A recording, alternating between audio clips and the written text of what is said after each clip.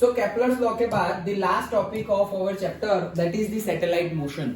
Okay, कि हम planet सन के अराउंड में घूम रहे हैं वो सब तो हमने डिस्कस कर लिया, लेकिन सैटेलाइट का क्या?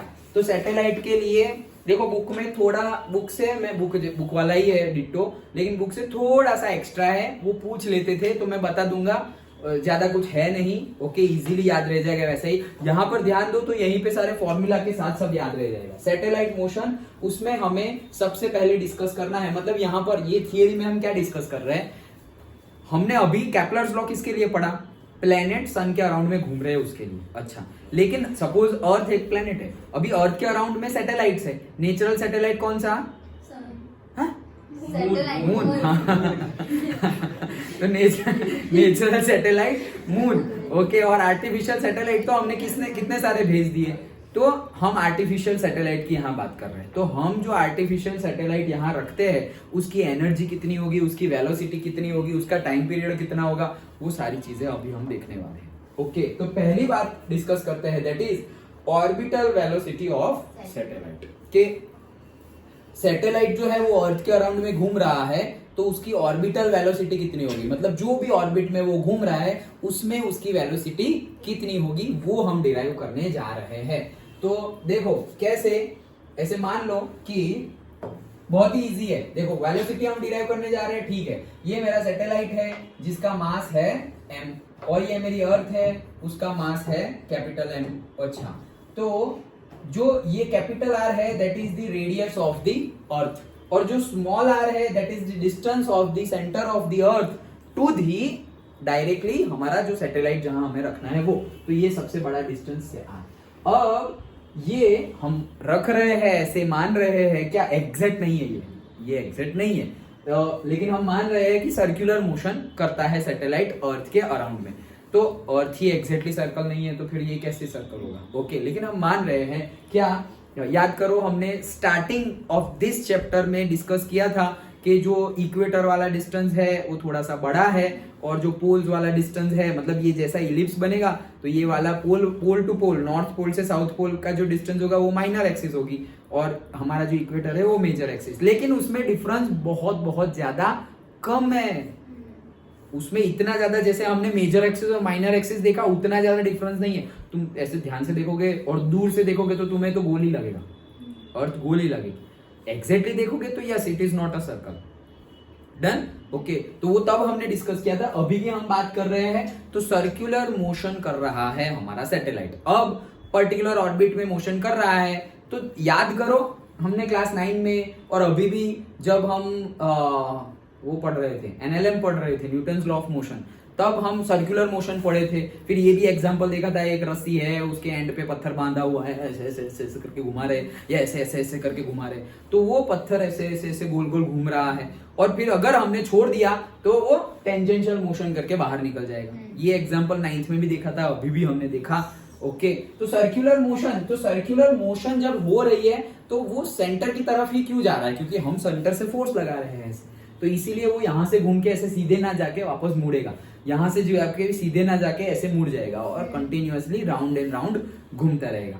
तो यहाँ पे कोई ना कोई तो फोर्स लग रहा होगा, और वही फोर्स को हमने नाम दिया था सेंट्रिपिटल फोर्स, याद है ना? तो ये सैटेलाइट भी हमारा ऐसे सर्कुलर मोशन कर रहा है और सेंट्रिपिटल फोर्स होगा, लेकिन यहाँ पर तो हम फोर्स लगा रहे थे ऐसे ऐसे करके, तो हमारा मस्कुलर फोर्स ही सेंट्रिपिटल फोर्स है।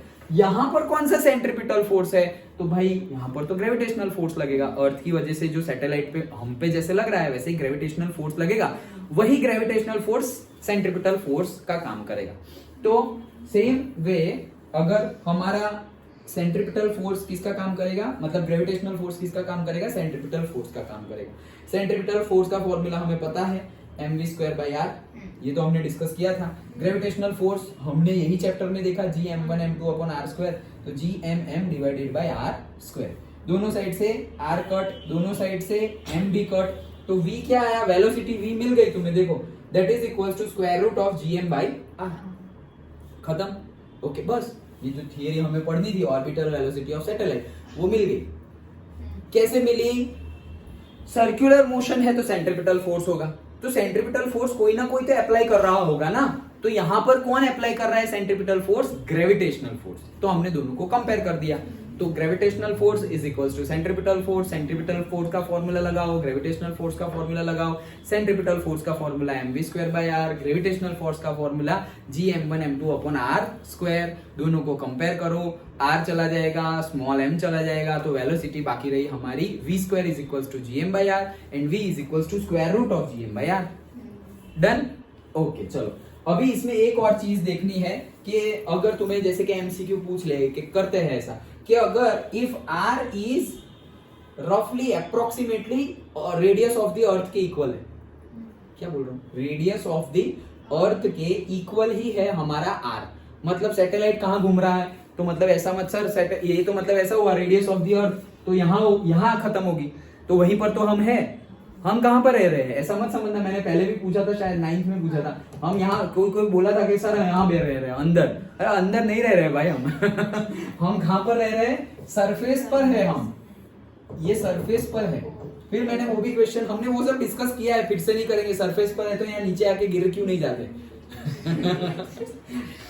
ओके, तो वो सब हमने डिटेल में डिस्कस किया था कि सरफेस पर है, अभी यहाँ पर है तो वो गिर क्यों नहीं जाएगा, वो भी हमने डिस्कस किया था। कोई उड़ क्यों नहीं जा रहा है, वो भी हमने डिस्कस किया था। तो अभी वापस वो डिस्कशन नहीं कर रहे हैं, लेकिन कहने का मीनिंग है कि हम सरफेस पर है। अगर हम सरफेस पर है तो हम तो r डिस्टेंस पर ही है, कैपिटल R डिस्टेंस पर ही हम है। और यहाँ पर बोल रहे हैं कि अगर r इज इक्वल्स टू रफली अप्रोक्सीमेटली वो डिस्टेंस ऑफ द सैटेलाइट, यही है, मतलब क्या, ये अर्थ की सरफेस पर, तो एग्जैक्टली ऐसा मत मान लेना, ये अप्रोक्सीमेटली बात कर रहे हैं। फिर तुम बोलोगे सर छत पे जाके सैटेलाइट्स को पकड़ लेंगे, अरे नहीं भाई, वो पतंग नहीं है ओके, तो एग्जैक्टली सेम नहीं है, थोड़ा तो ज्यादा होगा।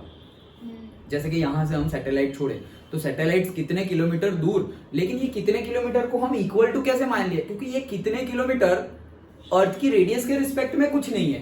अर्थ की रेडियस हमारी रफली कितनी थी, 6400 किलोमीटर, और तुम अगर सैटेलाइट को छोड़ोगे सपोज 40 किलोमीटर दूर, एटमॉस्फेयर ही हमारा 8 किलोमीटर तक है, उसके बाद एटमॉस्फेयर नहीं है।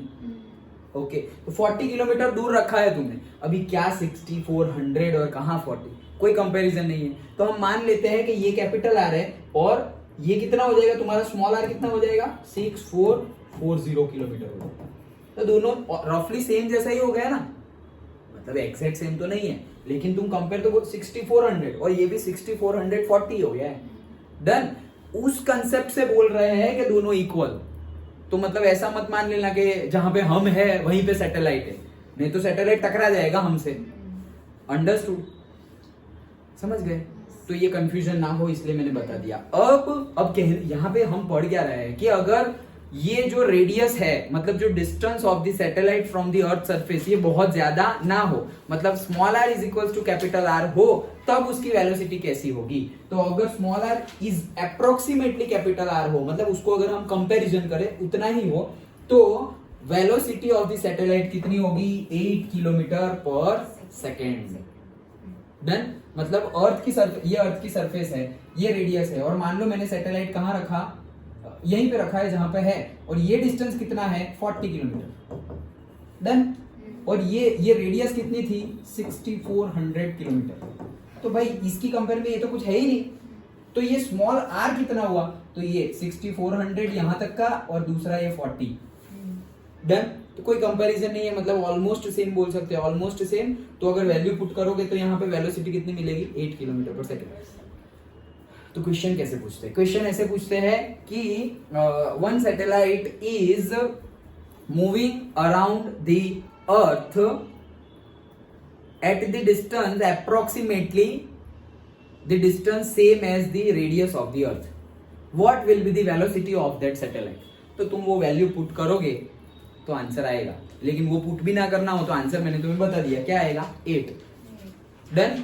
तो एक ऑप्शन होगा सपोज 2 किलोमीटर पर सेकेंड, दूसरा होगा 200 किलोमीटर पर सेकेंड, तीसरा होगा 100 किलोमीटर पर सेकेंड, और एक ऑप्शन होगा जो 8 या 8 से आसपास होगा। तो तुम्हें कुछ भी गिनना नहीं है, डायरेक्टली 8 पे टिक कर देना है। डन? ओके, ये competitive exam point of view बता रहा हूं, हमारे ऐसा कुछ आएगा competitive exam point of view कि वहां पे हमें कैलकुलेशन करने में टाइम वेस्ट करना नहीं है, डायरेक्टली 8 किलोमीटर पर सेकेंड। अच्छा चलो, एस्केप वेलोसिटी कितनी थी, ये आया इसलिए मुझे याद है, कितना 2 यूनिट किलोमीटर हाँ यस ओके। तो ये समझ में आ गया, velocity of the satellite around the अर्थ, मतलब कि orbital velocity of the satellite. ये पहला पॉइंट। अच्छा चलो क्या देखो, फॉर्मूला भूल भी जाओ, फॉर्मूला सिंपल ही है gm/r स्क्वायर रूट में, लेकिन अगर भूल भी जाए तो कंपेयर कर देना है, ग्रेविटेशनल फोर्स और सेंट्रीपिटल फोर्स को कंपेयर कर दो तो मिल जाएगा। अच्छा सेकंड, सेकंड देखते हैं time period of the satellite. अभी तो हमने देखा था क्या, केपलर्स लॉ बताता था हमें, कौन सा लॉ टाइम पीरियड देता था, अभी वाला थर्ड वाला ओके। तो अभी सैटेलाइट का भी टाइम पीरियड होगा ना, मतलब सैटेलाइट यहाँ से शुरू किया और फिर से पूरा घूम के यहाँ आए, उसके लिए जो टाइम लगेगा 1 साइकिल के लिए, 1 टर्न के लिए, उसको बोलेंगे उसका टाइम पीरियड। सिंपल है ओके। तो टाइम पीरियड, अब देखो velocity is equals to distance upon time होता है, velocity is equals to distance upon time. Distance कितना ट्रैवल किया ये सैटेलाइट ने, तो सर वो तो सर्कल में घूम रहा है, तो सर्कल में घूम रहा है तो सरकमफेरेंस ही होगा, ये यहां से ऐसे घूम रहा है तो ये सर्कल की सरकमफेरेंस हो गई ना, सर्कल की डिस्प्लेसमेंट अपॉन टाइम। हाँ यस वही वही वही, नहीं क्या velocity is equal to displacement upon time. Displacement upon time directly तुम लोगे, हाँ मतलब ले सकते हो यस ओके। वो तो डिस्प्लेसमेंट और डिस्टेंस वो तुम्हें चेंजेस कहाँ मिलेंगे, जब तुम लीनियर मोशन कर रहे हो, तब लीनियर कर रहे हो तो यहां से यहां पर गए ओके, और फिर यहां से वहां जाके वापस यहां आ गए, तो डिस्प्लेसमेंट तो इतना ही है, लेकिन डिस्टेंस ट्रैवल गए और फिर वापस आए उतना ऐड हो जाएगा, तो वो तो वहां पर ही आएगा। Understood okay. यहां पर तो हमें क्या देखना है कि उतना तुमने पूरा घूम के वापस आ गए, तो अगर वैसे तुम डिस्प्लेसमेंट देखोगे तो यहां से स्टार्ट किया था फिर से, साइक्लिक में हम डिस्प्लेसमेंट की बात जनरली नहीं करते, क्यों, क्योंकि यहां से स्टार्ट किया और वापस तुम वहीं पे आ गए, तो डिस्प्लेसमेंट तो कितना हो गया, जीरो मूव हुआ है ना। मैं यहां से पूरा 5 किलोमीटर घूम के वापस यहीं आ गया, अब मैं बोलूंगा डिस्प्लेसमेंट कितना हुआ, बोले 0, यहीं से स्टार्ट किया यहीं पे हो तो 0, नहीं मैं तो थक गया यार, खड़े खड़े कैसे थक गए, अरे डिस्प्लेसमेंट 0 था, डिस्टेंस 0 था, डन। तो सर्कुलर में हम वो कंसिडर नहीं करेंगे। हाँ तो समझ में आ गया। तो हम क्या कर रहे हैं, अभी हम निकाल रहे हैं कि भाई वेलोसिटी का जो हमारा फॉर्मूला है उसके बेस पर हम टाइम पीरियड निकाल रहे हैं, तो ये क्या बन जाएगा, time period t is equal to से distance travel divided by velocity. Done, velocity बोलो स्पीड बोलो जो भी बोलो वो ओके। सो अब ये कितना होगा, सर्कुलर मोशन है तो 2πr, तो ये हो गया 2πr। सरकमफेरेंस सर्कल का क्या होता है 2πr, तो वो 2πr divide by velocity. Velocity तो सर अभी निकाले, वही उठा के यहाँ चिपका दो ओके। तो वेलोसिटी की जगह लिख दिया हमने स्क्वायर रूट ऑफ gm/r। अब इसको ऊपर सही लिख दो, तो 2πr तो लिख दिया, ये r ऊपर चला जाएगा तो इसको हम लिख सकते हैं स्क्वायर रूट में r/gm लिख सकते हैं। अच्छा अब ये r को अंदर भेजो, r को अंदर भेजोगे तो स्क्वायर रूट के अंदर भेजोगे तो स्क्वायर हो जाएगा, क्योंकि स्क्वायर रूट में से बाहर निकले तो स्क्वायर हट जाता है, तो स्क्वायर रूट के अंदर जाओगे तो स्क्वायर लग जाएगा, तो अंदर जाएगा तो स्क्वायर हो जाएगा, तो स्क्वायर और r क्या हो जाएगा r3। दैट्स इट, खत्म। टाइम पीरियड कितना आया 2π under root of r3/g। Done. तो यहां पर भी एकदम सिंपल, क्या किया भाई, velocity is equals to distance upon time, time is equals to distance upon velocity, distance है सरकमफेरेंस 2πr, वेलोसिटी हमने जो ढूंढी वो निकालो, रख दो value square root of gm/r, वो वैल्यू पुट की तो हमें मिल गया क्या r3 2π r3/gm square root. Done, 2π बाहर है, सिंपल है।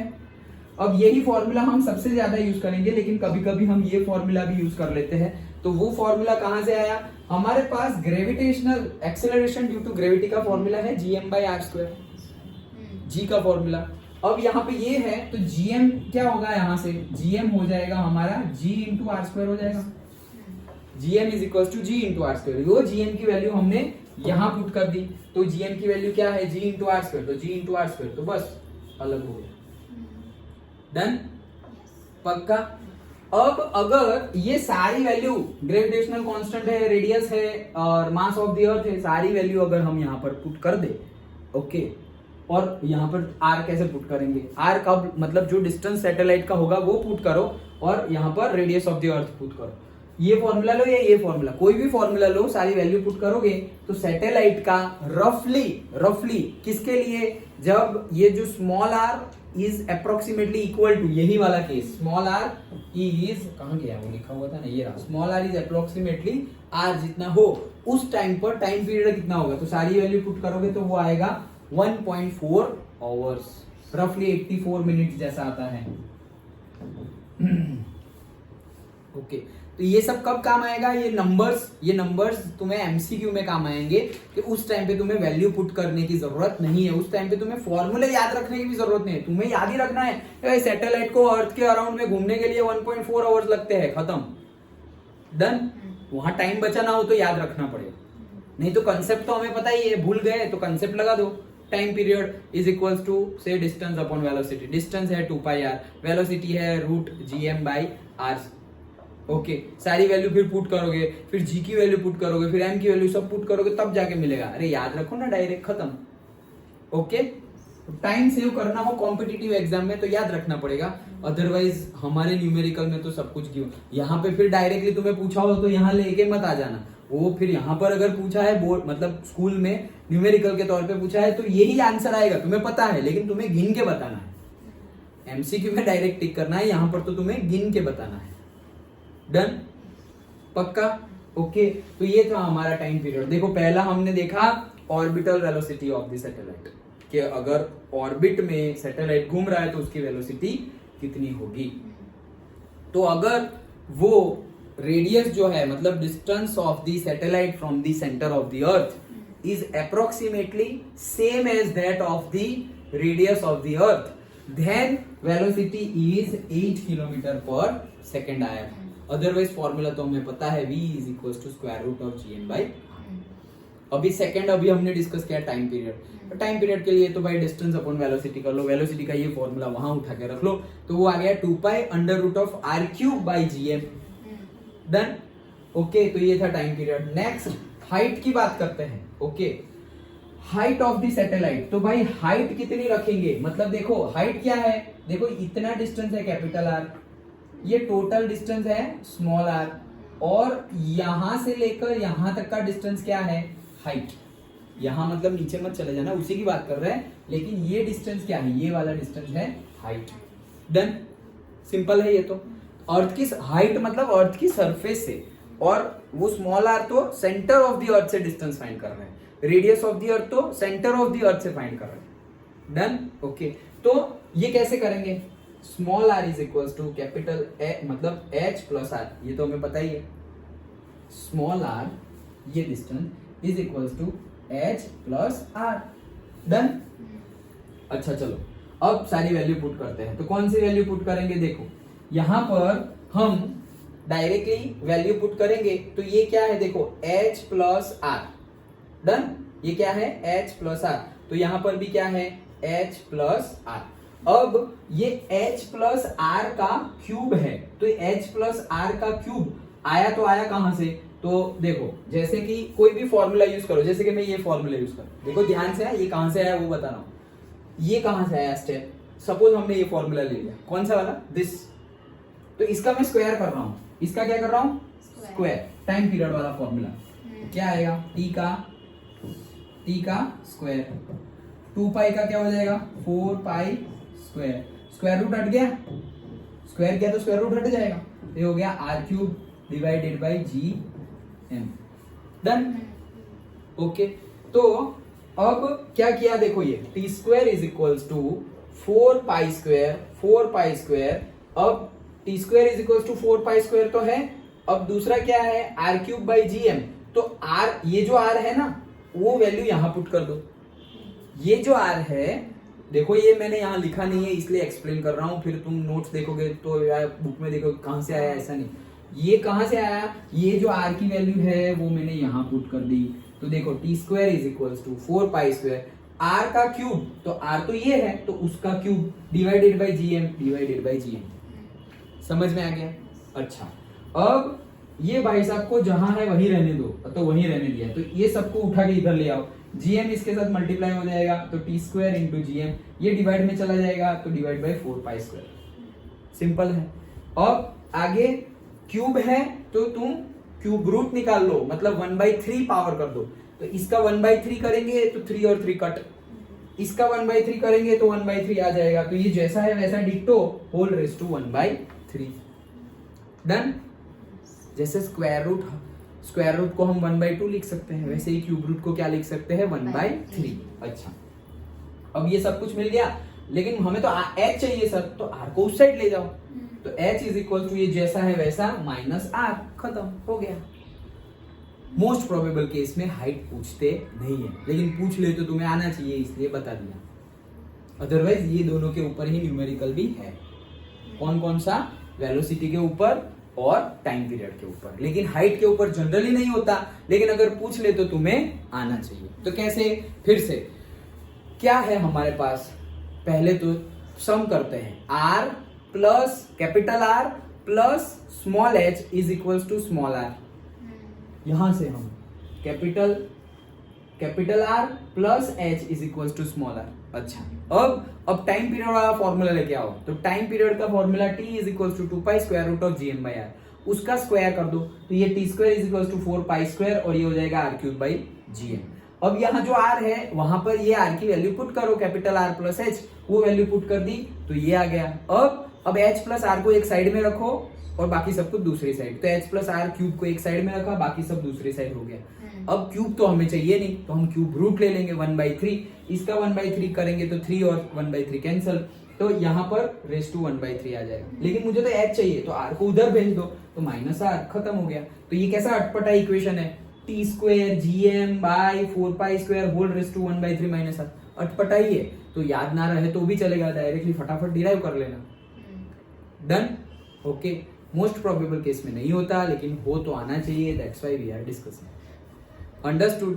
तो ये किसका फॉर्मूला है? हाइट का फॉर्मूला। डन। अच्छा, 3 बातें देखी हमने, चौथी बात देखते हैं, total mechanical energy of the system. क्या डिस्कस कर रहे हैं? Total mechanical energy of the system और से सैटेलाइट की टोटल मैकेनिकल। अभी हमें पता ही है टोटल मैकेनिकल एनर्जी मतलब क्या, sum of potential and kinetic energy, बस वही चीज करनी है। देखो तो अगर हमारा जो सैटेलाइट है वो v वेलोसिटी से जा रहा होगा तो उसके पास काइनेटिक एनर्जी भी होगी, तो काइनेटिक एनर्जी हाफ mv²। तो हमने लिख दिया kinetic energy is equal to half mv²। लेकिन v की वैल्यू तो अभी हम डिराइव करके आए हैं, v is equal to square root of gm/r। Okay, लिखा हुआ है क्या यहाँ पे? नहीं, ये तो वो fg और fc वाला है। ठीक है, ये तो हमने अभी ही कर लिया था, उसको लाते हैं वापस। लेकिन अभी ये फॉर्मूला हम लाए, पता है ना, v is equals to gm/r, ये फॉर्मूला लाए, वही वैल्यू यहाँ पर पुट कर दी। तो v की जगह square root of gm/r square करना है, तो ये हो जाएगा gm/r, और ये m तो है ही, तो वो m तो है। ये कहां से आया, समझ में आ गया? Kinetic energy is equals to half mv²। v का फॉर्मूला अभी हमने डिराइव किया, स्क्वायर रूट ऑफ gm/r। जाए क्या वापस? ये क्लीन कर दिया, ये रहा v का formula, square root of gm/r। तो ये v की वैल्यू ही हाफ mv² में रख दी, तो हाफ mv² में ये v की वैल्यू यहाँ पर पुट कर दी, तो ये आ गया। काइनेटिक एनर्जी मिल गई। पोटेंशियल एनर्जी कल डिस्कस किया था हमने, पोटेंशियल एनर्जी याद करो। कल potential gravitational potential energy discuss की थी ना, तो ग्रेविटेशनल पोटेंशियल एनर्जी हमारी u से डिनोट की थी हमने, विच इज -gmm/r। कल डिस्कस किया था हमने। तो हमारे पास काइनेटिक एनर्जी भी आ गई, हमारे पास पोटेंशियल एनर्जी भी आ गई। मैकेनिकल एनर्जी मतलब दोनों का सम, तो दोनों का सम कर रहे हैं। Total energy is equal to kinetic energy plus potential energy. Kinetic energy ये जो है वो लिख दी हाफ mv², अभी उसकी वैल्यू भी पुट करेंगे, तो ये जो है वो यहाँ लिख दिया। हाफ mv² की जगह तो हमने ये लिखा है हाफ, देखो आराम से मैं अपने आप को बोल रहा हूँ। अच्छा, हाफ gmm/r, ये वैल्यू हाफ mv² की जगह। अच्छा, तो हाफ gmm/r लिख दिया, माइनस gmm/r। अरे भाई वो सेम ही है, gmm/r मतलब हाफ -1, तो हाफ -1 क्या होता है? माइनस हाफ, तो वो माइनस हाफ मिल जाएगा, माइनस और वो माइनस हाफ और वो gmm/r। डन, ये मिल गया हमें। अब टोटल मैकेनिकल एनर्जी मिल गई हमें। डन। अब इसकी थोड़ी कंपैरिजन करते हैं। तो हमने अभी डिस्कस किया था कि अगर सर्कुलर मोशन कर रहा है तो जो सेंट्रीपिटल फोर्स है वो कौन प्रोवाइड करता है? Gravitational force. तो हमने बोला था gravitational force centrifugal force G M M by R square, और ये है M V square by R, R R cut M M cut, तो M V square is equal to क्या आएगा, यहाँ से ही हमने v का फॉर्मूला निकाला था, लेकिन M V square is equal to क्या आएगा, G M M by R आएगा, एम वी स्क्वायर का फॉर्मूला। तो ये जो है हमारा, ओके, ये जो है उसको अगर हम कंपेयर करें, देखो G M M by R same जैसा ही लग रहा है, और यहाँ पर भी हाफ एम, हाफ को छोड़ दो, अभी हाफ को रहने दो, एम वी स्क्वायर, हाफ को रहने दो, एम वी स्क्वायर, तो वही आया देखो G M M by R. Done. ये क्यों? क्योंकि वेलोसिटी हमने वेलोसिटी कहाँ से निकाली थी, यहीं से तो निकाली थी, और यहाँ पे हमने फॉर्मूला क्या रखा, वही फॉर्मूला रखा जो ये फॉर्मूला से निकाली थी वेलोसिटी, सेम ही आएगी। अंडरस्टूड? तो ये तो सिर्फ कंपैरिजन है कि half G M M by R. अब ये मोस्ट इंपोर्टेंट हमें न्यूमेरिकल में यूज होगा, वो ध्यान से देखना, हम सबको कंपेयर कर रहे हैं। काइनेटिक एनर्जी क्या है, half G M M by R है पॉजिटिव में, अच्छा, टोटल एनर्जी क्या है, माइनस हाफ, देखो वो नंबर्स को भूल जाओ, G M M by R यहाँ भी है, G M M by R यहाँ भी है, वो प्लस हाफ है और ये माइनस हाफ है, मतलब दोनों इक्वल ही है, लेकिन साइन का डिफरेंस है। तो मैंने लिख दिया total energy is equal to kinetic energy, but kinetic energy में क्या है, मतलब एक में माइनस, ये इसको इधर दे दो तो इधर आ जाएगा, काइनेटिक टोटल एनर्जी अगर माइनस में होगी तो काइनेटिक एनर्जी प्लस में होगी। देखो ये प्लस में है तो ये तुम्हारे क्या आई, माइनस, अगर वो माइनस होगी तो ये प्लस आ जाएगी। डन। ओके, कहने का मीनिंग है दोनों सेम ही है लेकिन साइन का डिफरेंस है।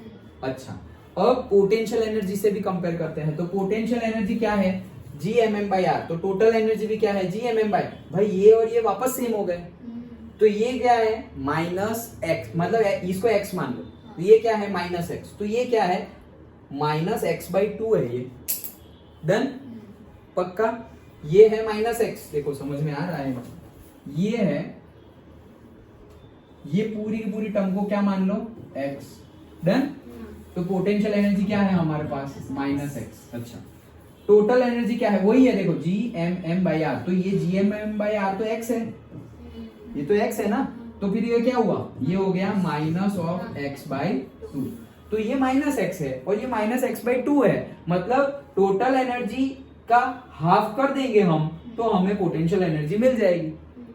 तो ऑपोजिट भी वैसा ही होगा, क्या, पोटेंशियल एनर्जी माइनस एक्स है, तो पोटेंशियल एनर्जी कितनी है से माइनस एक्स, तो पोटेंशियल एनर्जी माइनस एक्स, मतलब जो वैल्यू है वो इसके जैसी ही है, तो कंपैरिजन में क्या करेंगे, इसकी जो वैल्यू होगी उसके डिवाइड बाई टू कर देंगे तो वो आ जाएगा।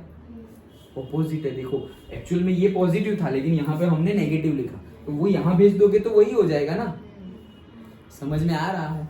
यहाँ पर क्या बोला हमने कि ये जो वैल्यू है टोटल एनर्जी की भी वही वैल्यू है, इसका माइनस साइन है, इसका भी माइनस साइन है, तो साइन की तो कोई प्रॉब्लम ही नहीं है, दोनों को प्लस माइनस लोगे तो शायद कंफ्यूजन हो रहा हो, चलो दोनों को प्लस ले लिया। डन। तो जो टोटल एनर्जी है वो ये नंबर का हाफ करके मिल रही है, और पोटेंशियल एनर्जी वो नंबर ही है, उसका हाफ करके मिल रही नहीं। ये नंबर जो होगा उसका हाफ करोगे तब ये आएगा, ये नंबर है उसका हाफ कर दो, तो हाफ करेंगे मतलब क्या, 1/2 करेंगे, तो इसको 1/2 से मल्टीप्लाई करो तो आ गया ना ये, तो पोटेंशियल एनर्जी को 1/2 से मल्टीप्लाई करो तो आ गया ना टोटल एनर्जी। समझ में आया? पक्का, कोई कंफ्यूजन नहीं है। उल्टा फिर ऐसा, सर इसका हाफ करेंगे तो पोटेंशियल, अरे इसका हाफ नहीं करना है, उसका हाफ करेंगे तब जाके ये आएगा। डायरेक्टली ही देखो, पहले तो हमने काइनेटिक एनर्जी निकाली, हमने पोटेंशियल एनर्जी निकाली और हमने टोटल एनर्जी भी निकाली, यहां पर तो कोई डाउट नहीं है। डन। अब हम देख रहे हैं कि वैल्यू सब में सेम है, G M M by R वहां पर भी है, G M M by R यहां पर भी है, और G M M by R यहां पर भी है। तो डिफरेंस क्या है, एक तो साइन का डिफरेंस है इन दोनों में, पोटेंशियल एनर्जी और टोटल एनर्जी में तो साइन का डिफरेंस भी नहीं है, दोनों ही माइनस है। काइनेटिक एनर्जी और टोटल एनर्जी में साइन का डिफरेंस है, देखो ये पॉजिटिव तो ये भी पॉजिटिव, ये नेगेटिव तो ये भी नेगेटिव, ओके, लेकिन ये पॉजिटिव तो नेगेटिव, तो देखो ना काइनेटिक एनर्जी पॉजिटिव है तो टोटल एनर्जी नेगेटिव, लेकिन आया कैसे, अरे सिर्फ डिक्टो ही है, हाफ है, G M by R, G M M by R, तो सिर्फ साइन का ही डिफरेंस है, तो इसलिए तो सिर्फ साइन का डिफरेंस है। लेकिन इस भाई साहब के साथ साइन का डिफरेंस नहीं है। तो क्या है, ये जो वैल्यू है उसको डिवाइड बाय 2 कर दो, तो ये जो वैल्यू है उसको डिवाइड बाय 2 कर देंगे तो यही आएगा। तो पोटेंशियल एनर्जी को डिवाइड बाय 2 किया तो टोटल एनर्जी आ गई। ये बहुत ज्यादा इंपॉर्टेंट इक्वेशन और से रिलेशनशिप है जिसके बेस पे हमें न्यूमेरिकल गिनने हैं, और इसके बेस पे तुम्हें 1 मार्क में या ट्रू एंड फॉल्स भी पूछ सकते हैं, एमसीक्यू भी पूछ सकते हैं। यही पूछेंगे क्या, पोटेंशियल एनर्जी का हाफ करके टोटल एनर्जी मिल रही है और टोटल एनर्जी का हाफ करके पोटेंशियल एनर्जी मिल रही है, कौन सा सही है?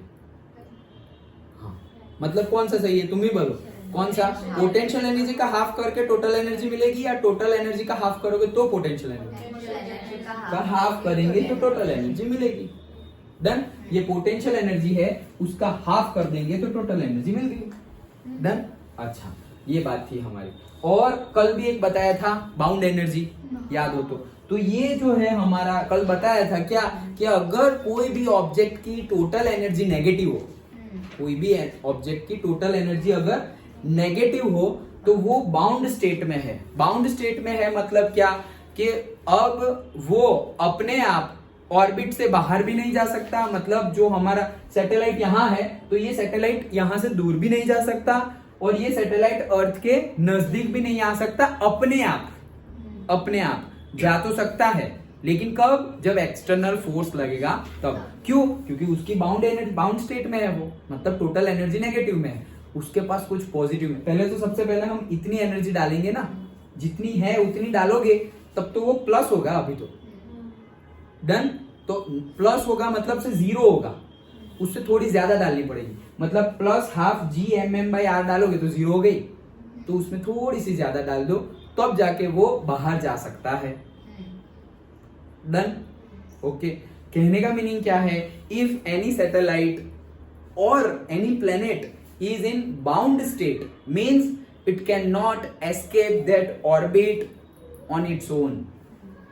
मतलब सैटेलाइट यहां पर घूम रहा है तो वो अपने आप ये ऑर्बिट को छोड़ के ऑर्बिट से दूर, मतलब हमारे प्लेनेट से दूर और प्लेनेट से नजदीक आ सकता नहीं है। अगर हमें उसको नजदीक या उसको दूर भेजना है तो एक्सटर्नल फोर्स करना पड़ेगा। सेम वे वैसे ही सन के अराउंड में सारे के सारे प्लैनेट्स घूम रहे हैं, वो उनकी बाउंड स्टेट में घूम रहे हैं, मतलब उनकी टोटल एनर्जी क्या है, नेगेटिव। मतलब अर्थ अपनी बाउंड स्टेट में है, मतलब अर्थ सन के नजदीक भी नहीं जा सकती और सन से दूर भी नहीं जा सकती। सन से अर्थ नजदीक भी नहीं जा सकती और दूर भी नहीं जा सकती। क्यों? क्योंकि अर्थ की टोटल एनर्जी नेगेटिव है, मतलब अर्थ भी खुद क्या है, बाउंड स्टेट में है। अगर जाना है तो एक्सटर्नल फोर्स लगाना पड़ेगा। अंडरस्टूड? ओके। तो ये भी कभी पूछ ले कि भाई अर्थ कभी भी सन के नजदीक या सन के दूर नहीं जाती, और कोई भी आर्टिफिशियल सैटेलाइट अर्थ के नजदीक और अर्थ से दूर अपने आप ऑन इट्स ओन नहीं जाता। What is the reason? Because तुम्हें स्टार्ट करना है, because they are in the bound state, which means that total energy of that particular satellite और planet is negative. That's why. और डिटेल में लिखना, total energy means summation of kinetic energy and potential energy is negative, वैसे करके। Done? पक्का? तो ये था हमारा क्या, डायरेक्टली रिलेशनशिप और से total energy of the satellite. चौथा, पहला क्या पढ़ा हमने, ऑर्बिट में घूम रहा है सैटेलाइट तो उसकी वेलोसिटी क्या होगी। दूसरा क्या पढ़ा, ऑर्बिट में सैटेलाइट घूम रहा है तो उसका टाइम पीरियड क्या होगा। तीसरा क्या देखा हमने कि उसकी हाइट कितनी होगी। चौथा अभी हमने क्या देखा कि उसकी टोटल एनर्जी कितनी होगी। अंडरस्टूड? समझ में आया या नहीं? हाँ, तो है पांचवा, रुको। ओके। सो पांचवा चीज हम देख रहे हैं क्या, change in the orbit of the satellite. अभी जो हमने बात की थी वो कि वो तो बाउंड स्टेट में है, अपने आप तो वो जा सकता नहीं है। अब मान लो कि हमारा, देखो ये तो बहुत ही सिंपल है, क्या है, ये ऑर्बिट, ये फर्स्ट ऑर्बिट है और सपोज ये सेकंड ऑर्बिट है। हमारा सैटेलाइट फर्स्ट ऑर्बिट में है और हमें उसको धक्का मार के और दूर भेजना है, नजदीक नहीं और दूर भेजना है। क्यों? अब तो हमारे प्लेन ही यहाँ उड़ने लगे, तो बोले तुम थोड़ा दूर से जाओ, ऐसे लाइक दैट। तो हमें इसके ऊपर काम करना पड़ेगा, मतलब वर्क करना पड़ेगा, फोर्स लगाना पड़ेगा। तो कैसे, क्या, कितना फोर्स लगाएंगे? तो ये तो अभी बाउंड स्टेट में है, मतलब फोर्स नहीं लगाएंगे, कोई एक्सटर्नल वर्क नहीं करेंगे, तो वो जहां घूम रहा है वहीं पे घूमता रहेगा। अच्छा, अगर तुम्हें यहां से उसको दूर भेजना है तो तुम्हें क्या करना होगा, ये दूर दूर मतलब n इज इक्वल टू 2 और जो सेकंड वाली ऑर्बिट है उसमें भी उसकी एनर्जी होगी टोटल एनर्जी। वहां घूमने के लिए भी जैसे यहां घूम रहा था उसकी टोटल एनर्जी का फॉर्मूला हमने निकाला, डन, माइनस हाफ GMM/r, ये फॉर्मूला निकाला। वो कहां के लिए था, वो फर्स्ट वाली ऑर्बिट के लिए था। वहां जो r रखेंगे वो कौन सी होगी, से R1। लेकिन अब R2 में घूम रहा है, वो r चेंज हो गया ना, r चेंज हो गया तो उसकी वैल्यू भी चेंज हो गई, टोटल एनर्जी भी चेंज हो गई। तो ये यहाँ पे पहले अभी हमने क्या रखा, R1, तो मेरी टोटल एनर्जी मिली है। ओके, अगर मैं R2 रखूंगा तो वैल्यू चेंज हो जाएगी। तो R2 रखूंगा मतलब R2 मतलब कौन सा डिस्टेंस, अभी लॉन्गर वाला डिस्टेंस, सेकंड ऑर्बिट। तो मेरी टोटल एनर्जी यहाँ भी है, टोटल एनर्जी यहाँ भी है। टोटल एनर्जी, यहाँ की टोटल एनर्जी और यहाँ की टोटल एनर्जी के बीच में जो डिफरेंस होगा, एनर्जी के बीच में डिफरेंस होगा क्योंकि डिस्टेंस चेंज हो गया है, डिस्टेंस चेंज हो गया इसलिए एनर्जी के बीच में डिफरेंस होगा। वो डिफरेंस वाली जो एनर्जी अगर हम सैटेलाइट को देंगे तो वो चला जाएगा वहां पर। समझ में आया? फिर से बताता हूं क्या, अभी तक हमारा सैटेलाइट ये फर्स्ट, इसका नाम दे दो फर्स्ट ऑर्बिट। कौन सा, ये जो है इसको हमने नाम दे दिया ऑर्बिट 1, इसको नाम दे दिया ऑर्बिट 2। हमारा सैटेलाइट ऑर्बिट 1 में घूम रहा है। ऑर्बिट 1 में घूम रहा है तो उसकी टोटल एनर्जी हमें पता है कि उसकी टोटल एनर्जी कितनी होगी, तो उसकी टोटल एनर्जी होगी minus of half GMM divided by R। Done? Okay, तो इसकी कोई एनर्जी होगी, मान लो कोई भी एनर्जी होगी, वैल्यू बोलना हो तो वैल्यू के रिस्पेक्ट में समझो, से -100 जूल लो, बस कोई एनर्जी है। देन अब सपोज मान लो कि अब उसको यहां जाना है, तो सेम फॉर्मूला उसके लिए भी लगेगा। तो मास तो वही रहेगा, जी भी वही रहेगा, ये मास भी वही रहेगा, लेकिन आर चेंज हो गया। डन? अगर आर चेंज हो जाएगा तो ये एनर्जी भी चेंज हो जाएगी। तो मान लो वो एनर्जी आ गई से -50 जूल। डन? ओके, अब इन दोनों के बीच में डिफरेंस है ना, 50 जूल का डिफरेंस है। ये -100 जूल है, ये -50 जूल है। ये सेकंड नंबर का था, ये फर्स्ट नंबर का है। तो ये 50 जूल एनर्जी का डिफरेंस आया। वो अगर मैं इसको दे दूंगा तो अगर ये -100, इसको मैंने 50 जूल दी और उसकी टोटल 50 से 100 जूल हो गए माइनस, तो वो यहाँ घूमने लगेगा ऑब्वियसली। यहाँ घूमने के लिए अगर -400 चाहिए तो इसकी 50 है, तो मैं इसको 350 जूल एनर्जी दे दूंगा, वो यहाँ चला जाएगा और फिर वहां घूमने लगेगा। सिंपल। जो और जहां उसको घुमाना है, हमें जो ऑर्बिट में घुमाना है, वहां पर उसकी टोटल एनर्जी कितनी होनी चाहिए, तो बोलेंगे भाई 1000 होनी चाहिए। अभी कितनी है तेरे पास, 100 है, 900 दे दो, 1000 पे पहुंच गया, खत्म। डन? तो वही चीज करनी है हमें। समझ में आ गया?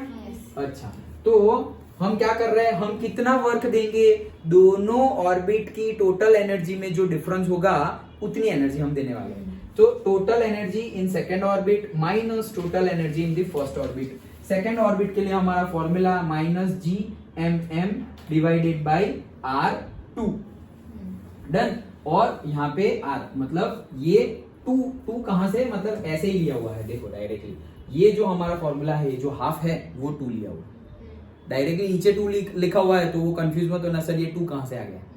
अंडरस्टूड? ओके, तो माइनस हाफ मतलब अभी मैं हाफ नहीं बोल रहा हूं, क्यों, क्योंकि नहीं, मैं 2 बोलूंगा तो हाफ नहीं बोलूंगा, और अगर हाफ बोल रहा हूं तो 2 नहीं बोलूंगा। डन? कहने का मीनिंग क्या है, मेरा फॉर्मूला क्या था, -1/2 लिख दिया, -1/2 GMM/R, लेकिन R की जगह क्या रखेंगे, R2, तो ये लिख दिया।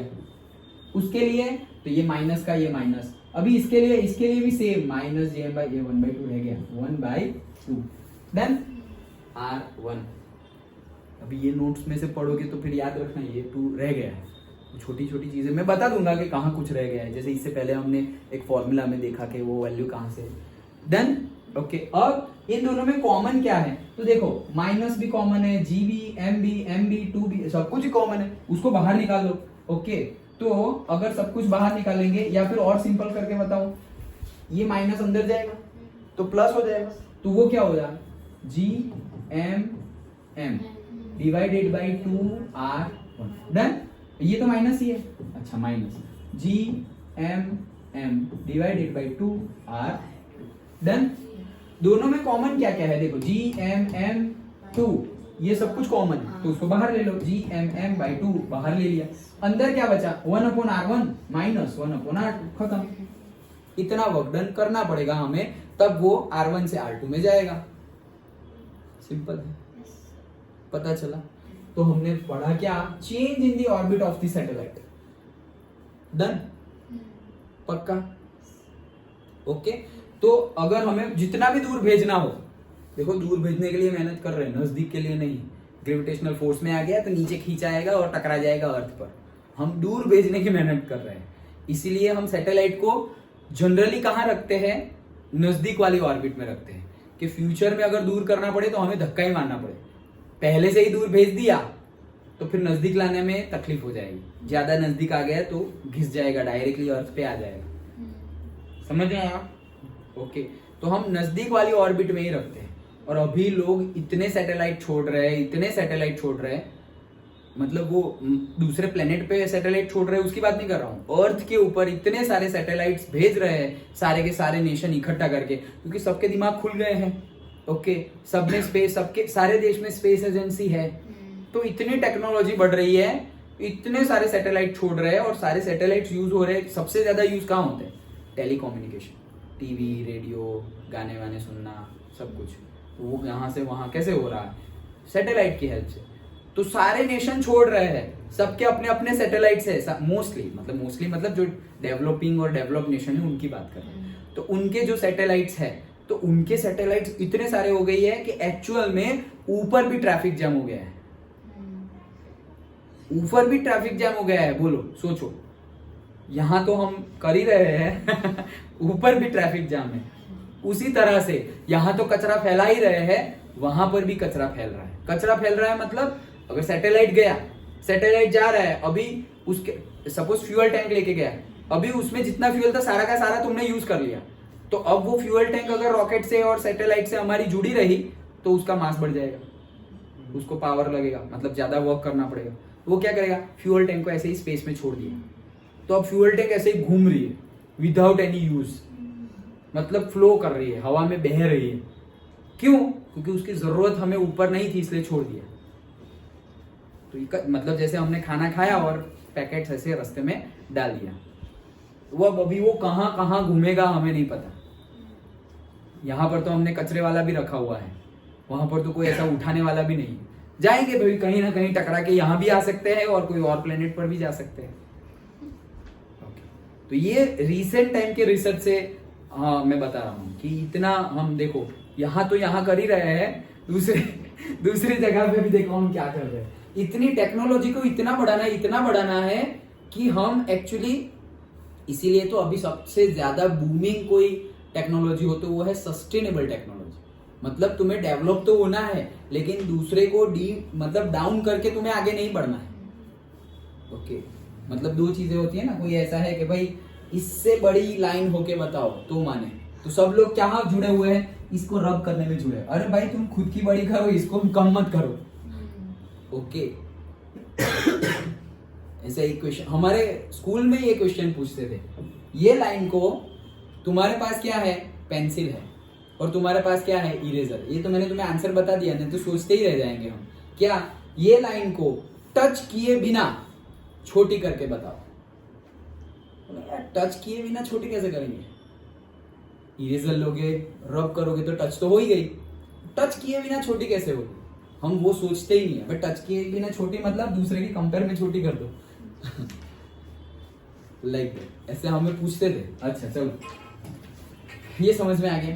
तो ये हमने क्या पढ़ा, change in the orbit of the satellite. तो ये पांचवा हुआ क्या, फिर से पहला velocity, orbital velocity of the satellite, दूसरा time period of the satellite, तीसरा हाइट ऑफ द सैटेलाइट, चौथा क्या पढ़ा, total energy, total mechanical energy of the satellite, पांचवा change in the orbit of the satellite. सबके फॉर्मूला भी simple है, फिर से एक बार फॉर्मूला भी रिवाइज कर रहे हैं। चलो अब तो बोर्ड पे नहीं है, तुम्हें कितना याद है देखते हैं। वेलोसिटी का फॉर्मूला कैसे डिराइव किया हमने, करेक्ट, सेंट्रीपिटल फोर्स कौन अप्लाई, कौन दे रहा है, ग्रेविटेशनल फोर्स। तो यस, तो Fc is equal to Fg कर दिया, Fg की जगह Gmm divided by r square, और सेंट्रीपिटल की जगह mv²/r, दोनों को कंपेयर किया, m और r गए तो v इज इक्वल टू मिल गया स्क्वायर रूट ऑफ gm/r, मिल गया वेलोसिटी। अच्छा फिर टाइम पीरियड कैसे निकाला फॉर्मूला? 2πr, नहीं फॉर्मूला नहीं बोल रहा हूं, निकाला कैसे? हाँ वेलोसिटी का यूज किया। वेलोसिटी इज इक्वल टू से डिस्टेंस अपॉन टाइम, तो टाइम इज इक्वल टू से डिस्टेंस अपॉन वेलोसिटी। अच्छा डिस्टेंस कितना, सरकमफरेंस जितना, सरकमफरेंस सर्कल की 2πr, तो 2πr divided by velocity. Velocity का फॉर्मूला तो नीचे अभी हमने ढूंढा स्क्वायर रूट ऑफ gm/r, वो वैल्यू यहाँ पुट कर दी, वो r ऊपर चला जाएगा तो एक्चुअल में हो गया स्क्वायर रूट ऑफ r/gm, और ऊपर क्या था 2πr, तो वो r को अंदर भेज दो तो क्या हो गया 2π स्क्वायर रूट ऑफ r³/gm, ये मिल गया टाइम पीरियड। हाइट कैसे निकाली? तो हाइट के लिए तो यही टाइम पीरियड के फॉर्मूला, ये टाइम पीरियड जो मिला उसका स्क्वायर कर दो, उसका स्क्वायर कर दिया तो t² इज इक्वल टू मिला, उसका क्या करें? अभी हमें पता है कि capital R plus h is equal to small r, तो जो स्मॉल r है ओके, स्मॉल r मिल गया तुम्हें, कैपिटल H भी मिल गया, मतलब r plus h is equal to small r, ये हमें मिल गया। अब यहाँ पर जो t² है, यहाँ पर जो स्मॉल r की वैल्यू है वो जो t² वाला फॉर्मूला था जिसमें स्क्वायर रूट ऑफ r³ था, वहां पे पुट कर दो। ओके तो वहां पे वैल्यू पुट करेंगे तो हमें डायरेक्टली फॉर्मूला मिल जाएगा किसका? हाइट का। डन। फिर हाइट के बाद टोटल मैकेनिकल एनर्जी की बात की, वो कहां से लाए? वो तो अब तो सब कुछ पता है, हाफ mv² में v पता है, स्क्वायर रूट ऑफ gm/r, वो वैल्यू पुट कर दो तो तुम्हें मिल गई काइनेटिक एनर्जी। पोटेंशियल एनर्जी कल डिस्कस की थी -gmm/r, ओके तो वो वैल्यू पुट कर दी, ये एक और ये हाफ, तो तुम्हारा आंसर आएगा -½ काइनेटिक एनर्जी। फिर पोटेंशियल एनर्जी मिल गई, काइनेटिक एनर्जी मिल गई, दोनों का सम कर दो तो तुम्हें टोटल एनर्जी मिल जाएगी, सिंपल। ओके तो वो भी एनर्जी भी मिल गई। अब वो एनर्जी के बाद हमने क्या देखा?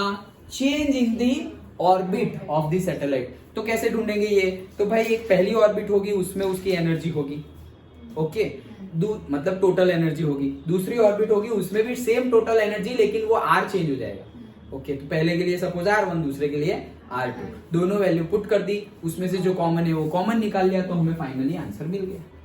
तो ये पूरा का पूरा सैटेलाइट मोशन हमने डिस्कस कर लिया। अंडरस्टूड? पक्का? ओके तो ये तो थोड़ा एडिशनल टॉपिक है, बता देता हूँ। अदरवाइज सैटेलाइट यहाँ पे हमारा कंसेप्ट वाइज चैप्टर खत्म, कंप्लीट, खत्म नहीं complete. Okay so chapter concept wise हमने जितने भी कंसेप्ट समझने थे वो सारे कंसेप्ट हमने पढ़ लिए हैं, सैटेलाइट वाला भी। अंडरस्टूड? जो हाइट का है वो थोड़ा कम पूछा जाता है। मेनली क्या पूछते हैं सैटेलाइट मोशन में से? Velocity and time period. Done? समझ में आ गया? कोई डाउट तो नहीं है?